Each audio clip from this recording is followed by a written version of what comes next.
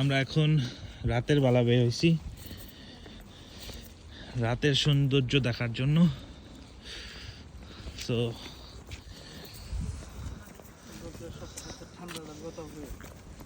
প্রচণ্ড ঠান্ডা, মনে হচ্ছে বরফ হয়ে যাচ্ছি। আমার ভাই কেমন ঠান্ডা? ভাই ঠান্ডা, প্রচুর ঠান্ডা। আচ্ছা, -6-এ আছি। সেটাই তো, -6 টেম্পারেচার। আমরা এখন বের হইলাম কিছু বাজার সদাই করার জন্য। তো এটা হচ্ছে টানেলের দুই পাশে দেখেন গ্রাফিটি আর্ট করা,